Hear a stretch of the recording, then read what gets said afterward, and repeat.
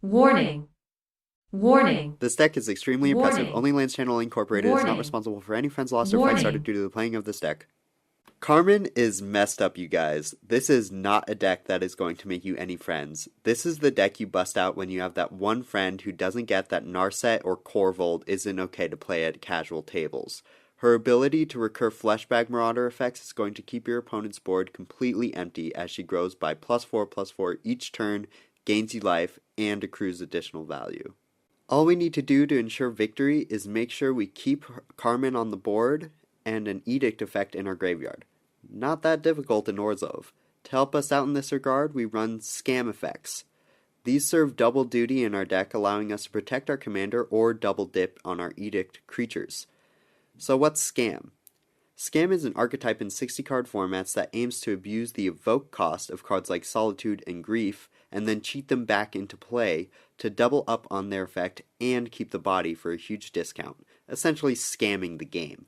Of course we run both of these creatures as well, so we're going to be shredding our opponent's hands and exiling any creature that somehow manages to stay on board through our onslaught of Edict effects. But in the context of this deck, Scam just means that's how our opponents are going to feel after they play us. They're going to feel like they just got scammed, because they're not going to get to play this game of Magic. This game is for us to play, and for them to watch us play. So we're scamming them out of their time. Yes, I know it's not very nice, guys. Most of my decks are nice. I am allowed to have one mean one. So what's our weakness? Well, it's go-wide token decks, of course. But don't worry, I already thought of that. We run a slew of small creature wipes such as Toxic Deluge, Massacre Worm, and the Meathook Massacre that punish go-wide strategies, wiping away all their pesky tokens so our edicts can clear away all that remains. If your opponents somehow manage to establish any semblance of a board state, we also run a couple wipe all but one effects, which will essentially win you the game on the spot 80% of the time, since Carmen is going to grow to about a 30-30. A couple other strategies we have to watch out for are artifact and enchantment decks, since they typically don't rely heavily on creatures, and it is difficult to make people sacrifice those permanents. Our all but one effects are still great here, of course, but I made sure all our instant speed interaction is able to mess up these players' days. We don't even run a Swords to Plowshares since we are so good at keeping creatures off the battlefield. We also run World Queller, which is able to force our opponents to sack whatever type of permanent we want, including lands. Ideally, we pick a type we don't even have in play, but even if we do have to sack something unideal for us, Carmen can always bring it back. Heliod's Intervention I would like to shout out as an underrated mass artifact and enchantment removal spell.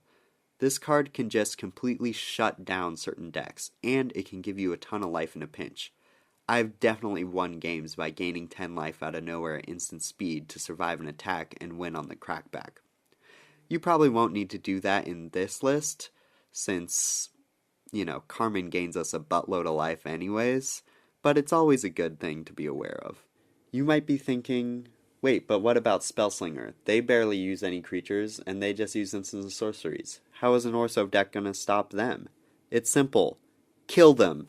Attack them with Carmen. Carmen gets big really fast. Murder them. Hit them with your commander. 21 is not that big a number. Carmen can get there pretty quick. Just kill them. Easy enough. Carmen is also capable of ramping surprisingly hard for an Orzhov list. How might you ask? Well, the answer probably won't surprise you. It's fetch lands. Carmen is extremely flexible. Although we plan to be recurring creatures the most often, since the Edict's effects are so powerful and synergistic with Carmen, she is capable of returning any permanent from the graveyard to the battlefield. Not only will the fetch lands grow our commander, they will also put themselves in the graveyard to be ramped out later.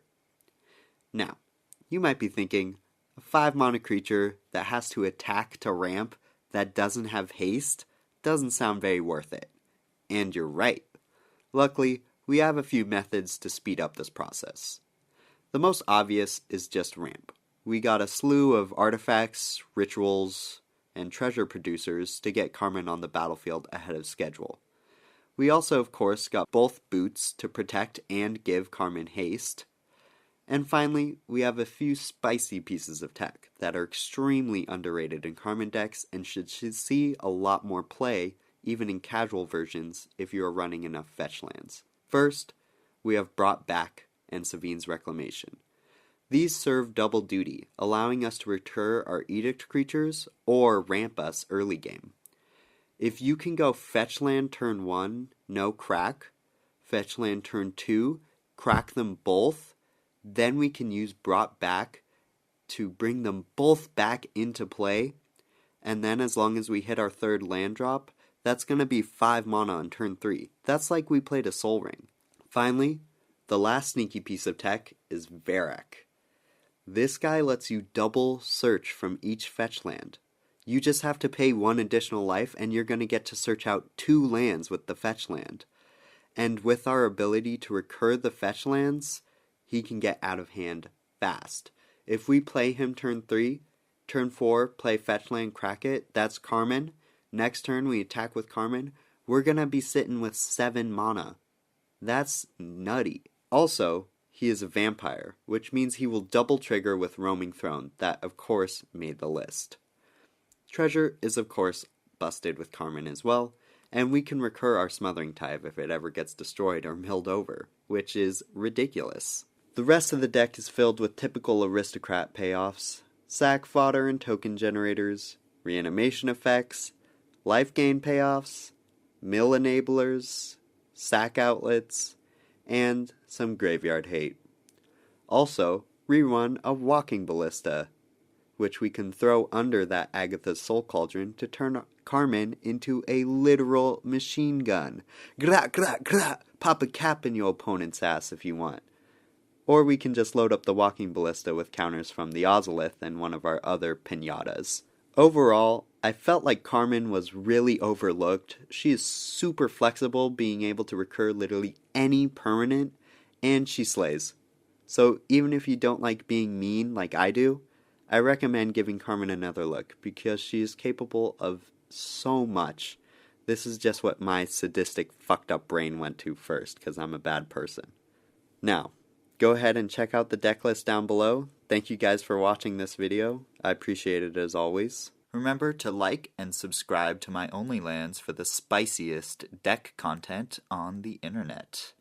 Thank you guys again, and I'll see you next time.